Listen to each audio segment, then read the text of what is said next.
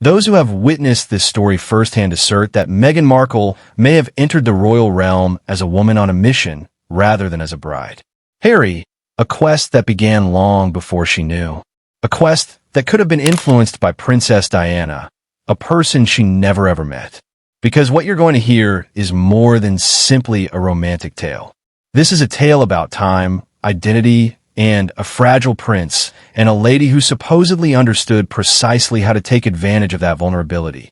Today, we return to the beginning of the story, prior to Meghan, the wedding, the headlines, and the portion that no one was meant to see, the planning phase. Princess Diana was the most photographed woman on the planet long before Harry ever saw Meghan, long before the royal engagement, and long before anybody knew her name. As the people's princess, she was loved, respected, and remembered.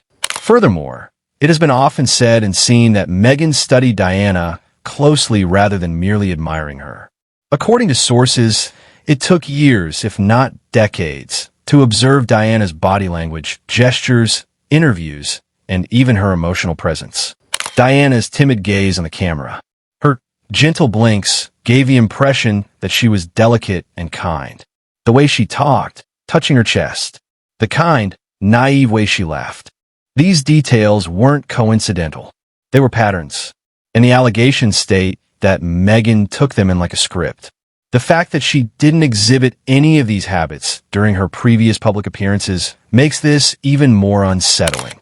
The Diana-like mannerisms were absent from her early red carpet footage, her deal or no deal situations, and her initial interviews. No timid blinking, no quiet laugh, no Bambi eyes. The woman was quite different. However, everything changed as soon as Meghan came into Harry's circle. And it's okay if this was only inspiration. However, the suddenness, the intensity, and the timing all point to something far more deliberate. A blueprint, a study, a part she was getting ready to perform. Princess Diana played the part. For years, this research appeared far away, merely fascinating.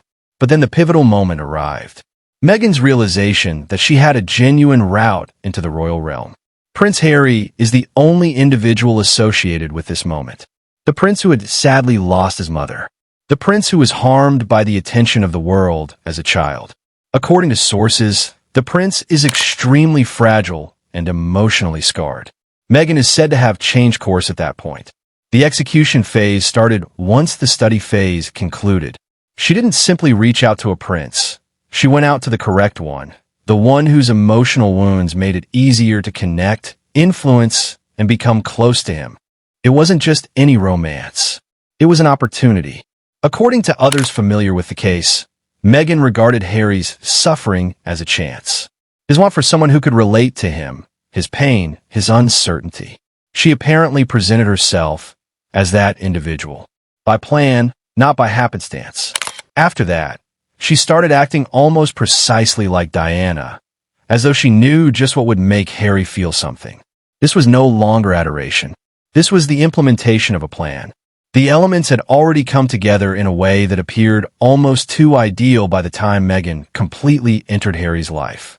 Meghan, who had spent years working on sets, studying scripts, perfecting facial expressions, and comprehending how to convey emotion on cue, was on one side. She did more than simply act. It was her training, her tool set, and her skill set. Harry, who had experienced anguish that most people cannot fathom, was on the other side. At the age of 12, he lost his mother. He was raised under a limelight that he never requested. He struggled with loneliness, sadness, and strain. Additionally, royal watchers said that he had severe emotional scars that never completely healed. It was an unbalanced combo. It was unbalanced. She had performed before. He was vulnerable on an emotional level. She was adept at changing who she was. He was looking for solace and approval.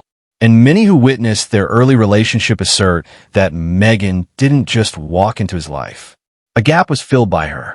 Her voice was quiet. She pretended to be sympathetic.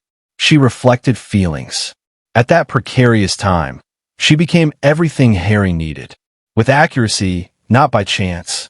Harry wasn't just falling in love, according to one source. Meghan had previously prepared him for this job. She appeared to him to be kind, encouraging and gentle, possibly even reminiscent of the warmth he had once witnessed in his mother. However, the accusations state that this relationship was power in her eyes, because you can influence someone's decisions after you gain their emotions. The plot then takes a different course. Something started to change subtly at first, then more obviously as the connection grew. Harry, who was formerly well known for his boldness, independence, and sense of humor, seemed to disappear. He began doing solely what Meghan wanted, according to those acquainted with their relationship. He seemed quieter, more circumspect, and more obedient. His universe gradually becomes smaller than hers. There were allegations that Meghan controlled his actions, whereabouts, and even public interactions. Chilling instances were noted by onlookers, such as when Meghan physically guided Harry during a kiss, dragging him down to her timing and angle, almost if she was acting out the scene for the cameras. Yes, there are minor details, but they eventually build large patterns. Those with direct knowledge of the matter claim that Harry ceased to assert himself. He ceased to make his own decisions. He ceased to exhibit his former personality. The prince who had grown up in the spotlight seemed to have turned into a silent shadow next to her. Meghan was at the forefront. He departed if she asked him to be gone for a week. He showed up if she wanted him at her side. He remained silent if she wanted him to. It wasn't a partnership. This was the path. He followed her instructions more and more. The tale was no longer being led by the prince. He was pursuing it. Meghan's connection with the royal family deteriorated as it grew more difficult to manage her public persona. Rather of expressing appreciation for the extravagant wedding, the global publicity, and the royal platform, she started disparaging the same organization that had elevated her. Her $32 million wedding was the subject of her complaints. Records indicate she went several times during that time, but she said she wasn't permitted to use her passport. She was critical of the late Queen and other family members. It wasn't a polite argument. It was an open assault.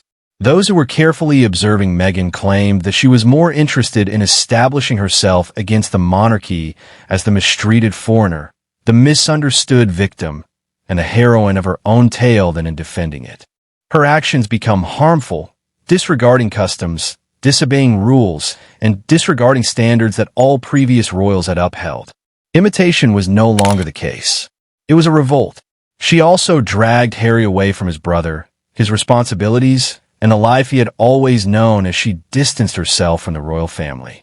The lady who had previously observed the royal realm from a distance was now dismantling it from within. Boldly, not cautiously, not gently. Opposition had replaced the crown's adoration. The disruptor was now the student. At this point in the narrative, the room becomes quiet. After years of researching Diana, changing who she is, winning Harry over, taking the throne, and entering the public eye, an eerie theory, whispered behind royal walls and repeated by those who observe the trip as it develops. What if Harry was the gateway rather than the final destination? Consider it. A broken prince, a strong title, a worldwide platform, and a name known in every nation on the planet. It seemed to be marriage to the outside world. However, some saw it as a tactic. Because Harry started to slip into the background after Meghan secured the life next to the throne, became a Duchess, and earned notoriety, power, and influence. He ceased to be the leader. He ceased talking. He ceased to shine. Meghan then moved to the front. More than ever in terms of visibility, branding, and individual attention. It presents one last terrifying prospect. Perhaps the intention was never to fall in love with a prince, but rather to utilize a prince to ascend, rise, and replace, just the way Diana once enthralled the world. Meghan could have thought she might enter that same area as a fresh icon created and curated by her own design, rather than as a successor. Here's the twist, though. What happens when the pinnacle is reached if Harry was the ladder? When the prince who made the ascent possible is no longer helpful to the scheme, what happens? Does he remain? Does he vanish? Does he end up becoming a forgotten chapter? Since this narrative is not yet finished, nobody knows. You can see the fissures. The mask is sliding. If there was ever a plan, it is about to enter a risky phase. And one question looms larger than all the others in the shadows of this regal story. Was Harry the greatest prop and the grandest show the royal world has ever witnessed? Or was he the love of her life? The world watches as the cameras continue to roll, because the last act could still be on the horizon.